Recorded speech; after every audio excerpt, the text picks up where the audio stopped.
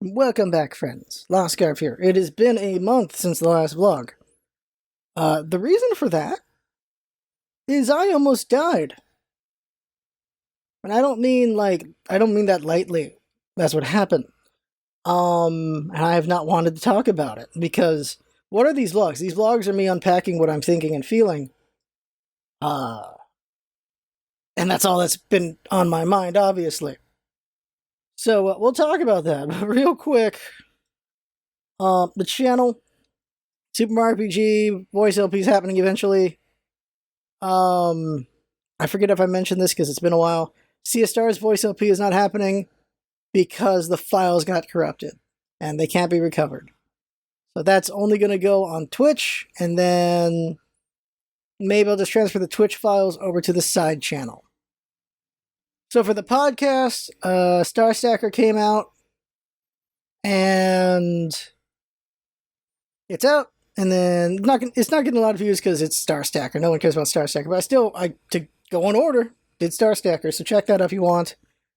Made a bunch of shorts to advertise the podcast. And working on episode 47 of the anime now. And after that, we'll do the second light novel, which will be in January or February. The idea is anime episode for December and then light novel for January. That's the plan. And hopefully get a couple of the anime episodes on the backlog up on YouTube. So that's what's going on there. Episode 47 is the Waddle Dee episode, so that is exciting to do. Yeah, that's it for the channels. The side channel has gameplay footage for Star Stacker if you care about that. Okay. So we haven't done a vlog in a month.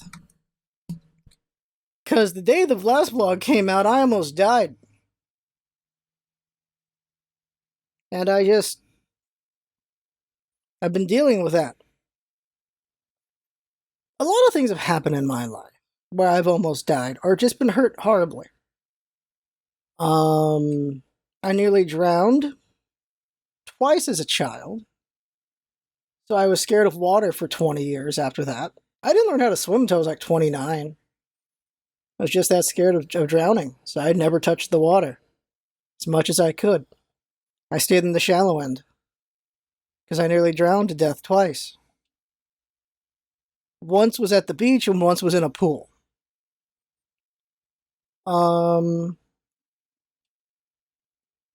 After that, never came close to dying. I've had health issues, but never know if I'm dying because of that. It's just, don't know if it's stress or a heart condition, but my heart does give me trouble sometimes. And sometimes I feel like maybe I'm going to die, but it's never real. The next time real close to death is the suicide attempt. How many years ago? That was next time, but because that was by my own hand, wasn't really reflected on necessarily. I don't think I've ever really reflected on my suicide attempt. If I have, I don't remember, but I've grown since then, so that's not really a thing to worry about. Sometimes the dark thoughts happen, but they don't happen long enough for anything to happen. I deal with it, I eventually get through it, and then I'm good again. I've learned how to fight depression pretty well. Not a great fight, but I've learned how to fight it better than ever, so that's not a worry. This time, and then there was not close to death, but that event that really sucked, of course, was when I got hit by a car, and I got injured, and all that pain from that, living level 10 pain every day, that really sucked. And the fact that I might be heading towards there again later in my life, that's going to suck as well. Because their surgery only did so much. I still feel pain from my back every day. So last month, there was an incident that at work. There was a chemical spill. And in my job, we deal with not always dangerous, but there are times when they can be dangerous chemicals. Now here's the thing, anything can be dangerous in large quantities or in bad situations. Too much oxygen can kill you. Too much water obviously can kill you. Drowning. Too much of a lot of things can kill you. My job there's a chemical we use. It's a number of things are combined to make this chemical. And if you breathe in this chemical, you breathe in a high enough concentration of it, you drown in your own lungs. And you die on the spot, or you die a couple of days later. So there was a chemical spill. I dealt with the spill. I did it professionally. I did it right up until a point. At one point, I made a mistake. A mistake I didn't realize was a mistake until obviously later. But when I made that mistake, I inhaled the chemical. And when I inhaled the chemical, my entire body felt like it was lit on fire. Starting from the lungs, obviously. And from that point, I'm like, oh no. Oh, I messed up. Now there's a clock. There's a clock ticking, and I got to figure out what the hell I'm going to do about it. Because I don't know how severe this is going to get. I don't know how much time I have to get it looked at and all this and such. Call my boss. And he calls the higher up levels and go up and up and up. I take care of a bunch of paperwork. I make a bunch of phone calls. Call a bunch of just gotta call a bunch of state regulators. Let them know what's going on. Let them know. Just gotta let them know everything. When a chemical spill happens, this happens with every company. You let certain agencies know what's going on. They must always know when a spill happens. So I made my calls and I did all that, and eventually I went with my supervisor to the ER, and that's where I went. I went to the ER. Now, before I went to the ER, I printed out all of what they're called are SDSs, which are safety data sheets. This is across the globe. Around the world, SDSs are universal. Whatever numbers you have for an SDS on one place, it's the same in another place in the world, so that you can just print it out and read it and understand what's going on. So I printed out and read about the chemical, because what happened was it was a generator of this chemical. It broke, and I was dealing with it, and got hit with it. So I'm reading through the chemical. I'm reading through the precursors of the chemical, because who knows what I breathed in. And it's like not good news. I'm reading it. I'm trying not to stress the hell out, but I'm feeling pain in my chest. I'm like, is that stress, or is that my lungs dying? I don't know. But I'm freaking out. I'm trying my best to keep it in because, I'm a dude and I'm around other dudes, and you're not allowed to really be emotional. So I'm holding it in as best I can, but I am freaking out as I'm going to the ER. I let Jinx know what's up in case it is the end. Jinx is my best friend, so I'd want them to know what's going on. I let my family know what's going on. And I'm like, well, this could be my last night. I don't know. And all sorts of thoughts happen when you think you're going out. Or you think you might be going out. You just don't know.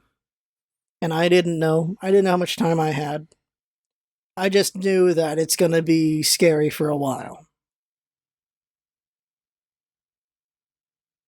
I'm at the ER. And do all that ER stuff. They check you for everything and all that stuff. And some doctors are goofy. Some nurses are goofy, and they were kind of goofy. And I did an EKG. I did a lung x-ray. Random little things. While doing the EKG, I was just talking about...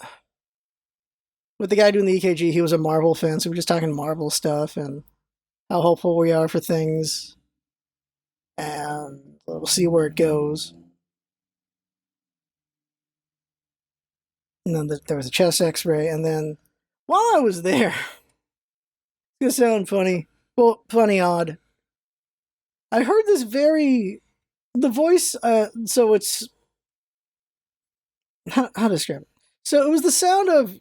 It only works if you understand the things I'm going to say. And that is, it was the voice of a friendly gay Asian man. A friendly gay Asian doctor. I heard this voice. I'm like, is that... And then it's a guy I know. I was like, is that him? I know he's a doctor, works at the ER. Is that him? It might be him. So while I'm in the ER, I'm just like sitting there waiting. I just call. Like, hey man, are you in this hospital? He's like, no, I'm in Yosemite. I'm like, oh, okay, all right. Well, you got a voice doppelganger here. He's a very friendly gay Asian man, who does improv. And the funny thing to do with him is everyone loves making him the bad guy characters. And he's just incapable of being a bad guy. He's just too friendly and too nice. He's like, rar, I'm gonna kill you. He's just so bad at it. He's so bad at being menacing. It's so sweet in a way. That was just a funny thing. I was there. Just nurses were just being weird because you gotta do something to get through the day, and doctors were being kind of weird because you gotta get through the day, and just dealing with insurance stuff. I saw like 6 people before I saw the doctor, and it was just a lot of waiting. I was in the ER for about 4 or 5 hours just waiting.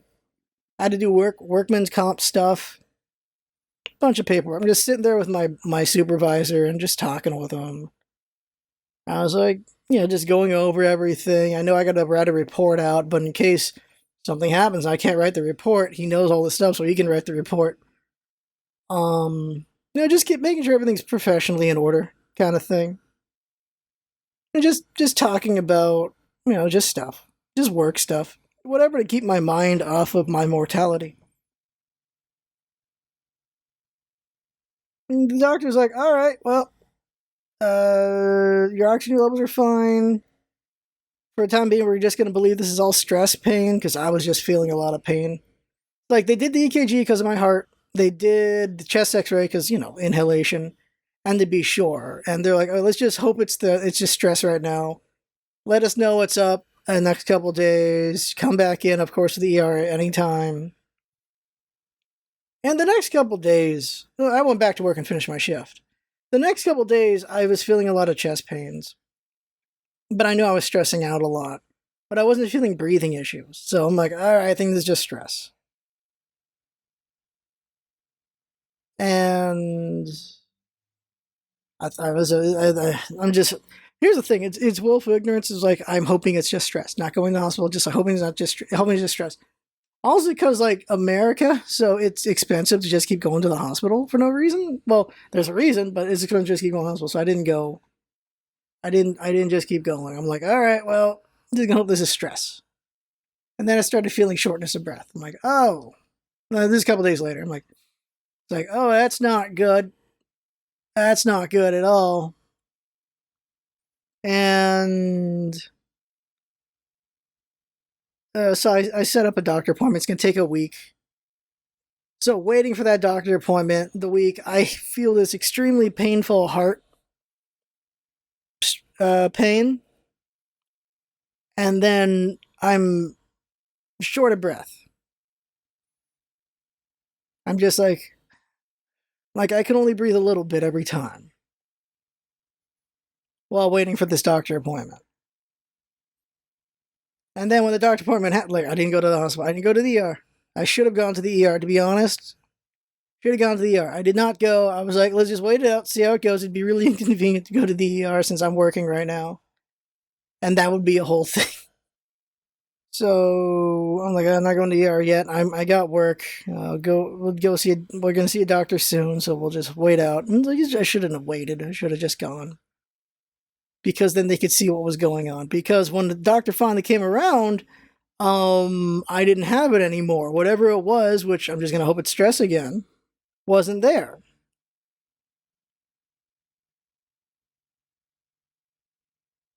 So see a doctor 2 or 3 weeks after what happened. So during that time,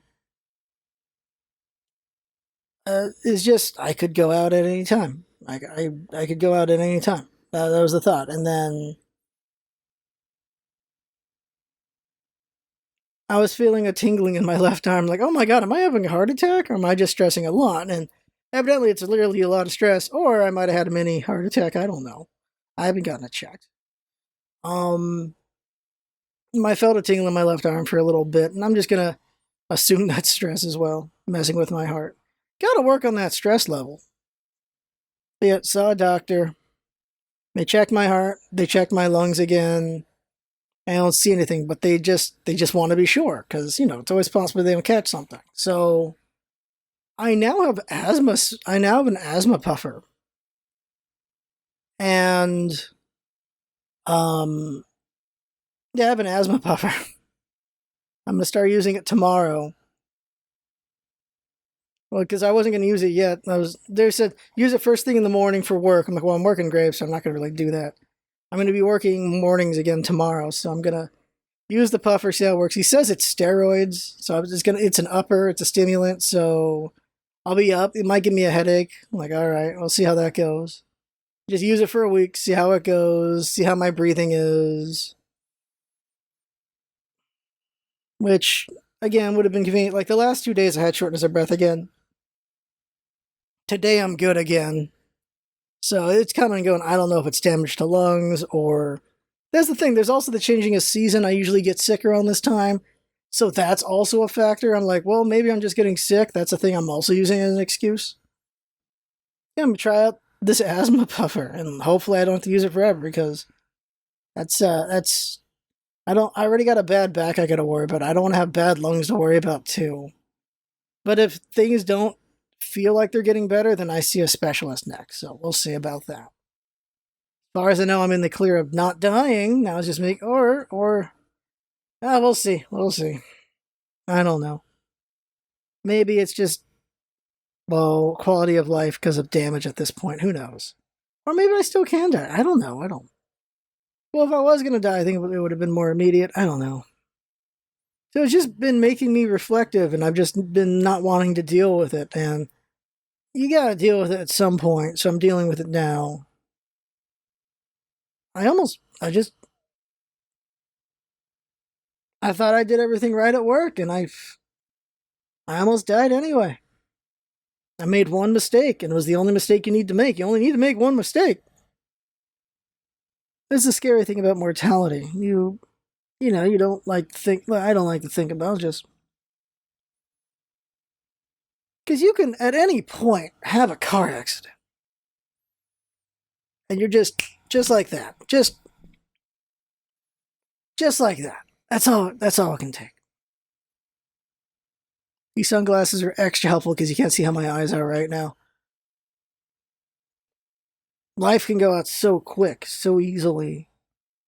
You don't think about it, you just go through the drudgery of every day. You go through, just keep going and going, and you can get cut short out of nowhere and just not see it coming, or see it coming for a couple minutes before you go lights out.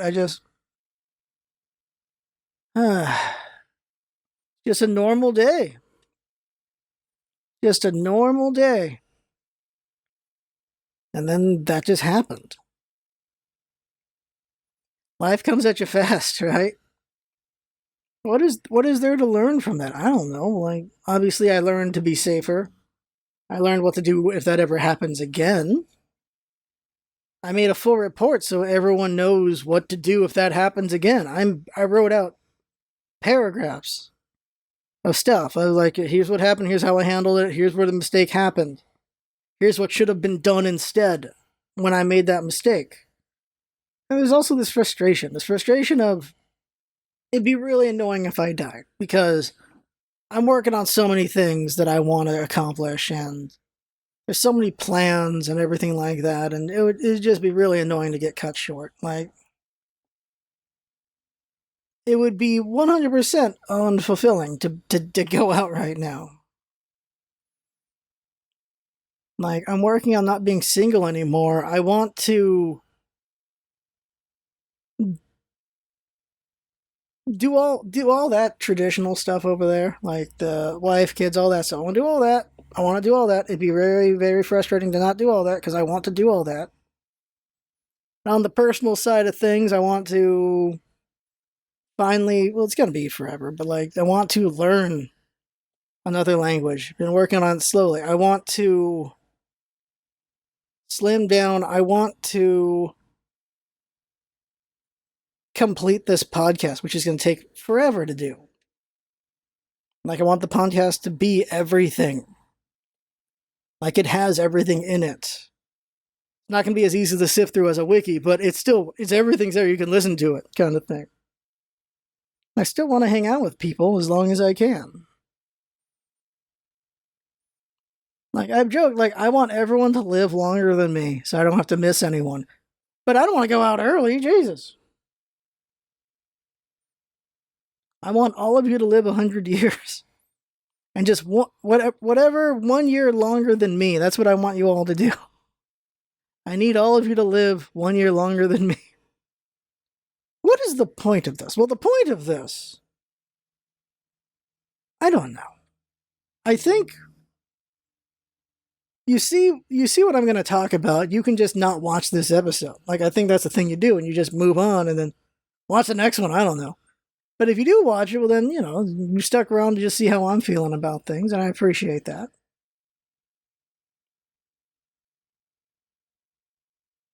And maybe you'll think about things, and maybe it'll get you to do something you've been putting off. Because, like, I'm like, yeah, I've been spinning my gears for a little bit as well. And I don't want to spin my gears. I want to go do something again. So I get in those ruts where I just don't do anything, and then I need to get motivated. Well, almost dying. It's quite the motivator. So pushing harder on Japanese, pushing harder in exercise. I've dropped 8 pounds since I almost died. If you don't know, I want to be buried with as many Kirbys as possible, but if I can only be buried with one, it's not this guy. As much as I love this guy, as since we keep using for vlogs, it is the first Kirby. The first Kirby is the one I want to be buried with. Like have my hands sewn on him, like this kind of thing, so he stays in place. And maybe just put a couple more in the casket, you know, just the smaller ones, I guess. Alright, Jinx can edit this part. I'm going to go grab the Kirby I'm talking about. So this is the first Kirby. Right here. This was a gift. I don't remember if he's older or younger than the channel. I don't remember. But here he is. Yeah, just buried with this guy. Buried with this little guy. Buried with him. If you've been with the channel for a long time, you've seen him many times over the years. And you've seen him pinker than this, as time has worn his colors. I don't know, man. Like, who wants to think about dying? I don't, but we're doing it right now. Want to be buried with this little guy and maybe a couple others, as many as they allow me. I want them to spend extra money for a bigger coffin just cause, but you know. Put a bunch in there, and then I don't know how they'll decompose over time with me, but we'll see. And after some grave robber just opens my corpse, they can take the plushies. I don't know. May they enjoy the Kirbys. I don't know how these guys will maintain over time. Just thinking about what happens next and all that. There are optimistic people of going like, well, we'll enjoy the next mystery. It's like, if you get to, I don't know. There are those who look forward to having the long sleep. I don't. I want to live forever. They're like, well, here's all the problems with living forever. Like, shut up. How about live forever in a magical way? Shut up. Somehow last long enough and not go through, well, there'll be other trials and tribulations, but, you know, none of those really dark eternity issues. Like, well, if you live forever, then you'll be there for the heat death of the universe. Like, yeah, okay, but, you know, maybe we'll get through the heat death of the universe. I don't know. Everything began at some point. Like, the last light. Like, maybe I make it to the last light, and then the Big Bang happens again, you know? Like, I don't know. Or just, you know, we go out and then we go to another plane. Like, I guess that's the hope. You just change planes of existence. I don't like thinking about dying. I really don't. I don't like that I'm doing it right now, but it is what it is. Nothing's gonna make me turn my back on Jesus. Like, I have that card. Because, like, for me, he is my Lord and my Savior. Because I believe he was real, and I believe he was a thing. This is the question of divinity, of course, but for me, he was a dude, and I'm on Team Jesus. So if he is divine, then I'm good. If he wasn't divine, then I'm not good. Whatever. But I got to thinking about the quote from Marcus Aurelius, which I think is pretty good. Like, it's unfortunate for the latter part, but like, it's still pretty good. And that is just like, just live a good life, be a good person. And if your God is just, then you'll go to heaven. And if your God is not just, well, then then they weren't worth being your gods in the first place. If you lived a just life and they're not being just to you, fuck them. Like, all right. And if there are no gods, well, then you lived a good life. And like, that's not a bad argument. Not a bad argument at all. Like, here's the thing. There are Christians who truly believe that if there is no heaven and hell, then what's the point of being a good person? Why? Because if there's no heaven and hell, then there would be anarchy. It's like, do you know any atheists that are like that? I don't. I don't know atheists who are like, well, since there's no heaven and hell, I'm just going to be an asshole. It's like, no. I don't know those people. If they exist, I don't know them. The threat of heaven and hell should not be the motivator to be a good person. You be a good person because you want to be a good person. That's it. Let me put this Kirby down, not being animated. That's all that should motivate you to be good, is that you want to be good. Not that you want to go to heaven. You want to avoid hell. Also, we could end up in South Park situation where only Mormons go to heaven. The correct answer was Mormon. Ah. Like, I don't want to die yet. I want to live to be 100. I want to see. I gotta live to be 105. I need to live to be 105 because I want to see Kirby's 100th anniversary. I don't think Kirby's gonna stop. I think he's just gonna keep going. I think a lot of franchises aren't gonna stop. They're just gonna keep going. But yeah, I want to be there to see number 100. I want to see that 100th anniversary. What have they done with Kirby over the years? Different voice actors, different writers, different directors. Where do they take this little boy? I want to see it. I want to know it. And then I need Jinx to be like 1 year older than me when I go up. It's just scary. It just is.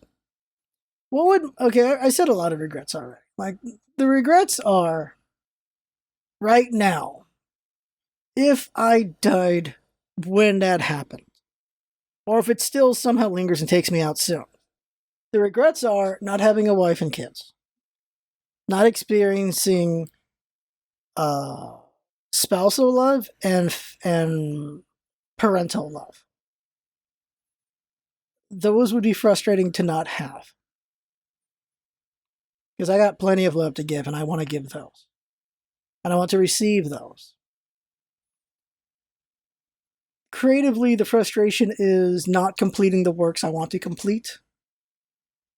Which is, yeah, I want to just be doing a bajillion podcast episodes for the Kirby podcast.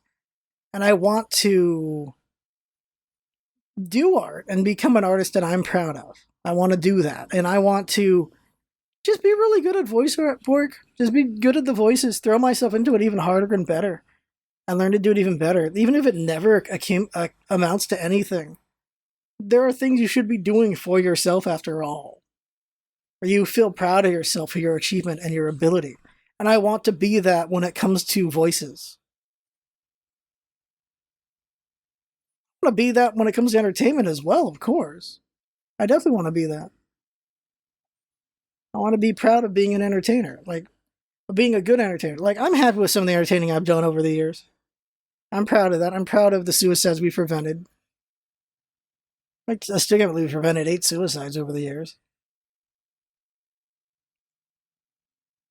Then there's the minor frustrations of, like, I won't be there to see season 2 or 3 or 10 or whatever.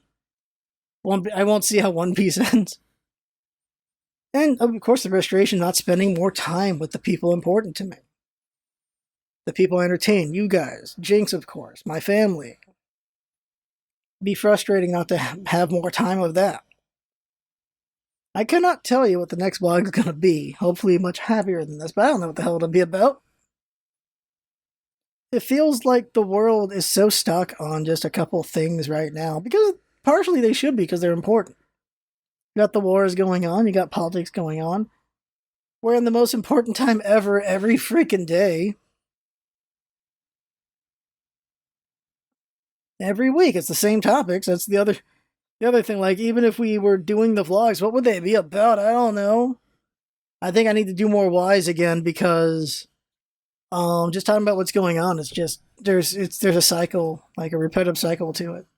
Probably do more whys again. Like, why do I like this? Why do I care about this? Why do I feel this? I think that was a good series, and should I do that again? I think that's everything. That's obviously everything. What else can I say? We've gone way too long. It's more than long enough. So that's it for the vlog. And have fun editing this, Jinx. That's it. I had fun. Hope it, well, not necessarily fun, but I did think a lot, and I think the load is lighter because of it. I think so. My heart did pang like twice during this. But like, yeah. God, was I too quiet for the mic? I don't know. We'll see. I'm not doing another show, man. If I have to do another shoot, that'll suck. But that's it. That's the vlog. I am grateful for everyone here, whether I agree with you or not on things. I'm grateful for y'all. I really am. Thanks for coming by, everyone, and see you next time.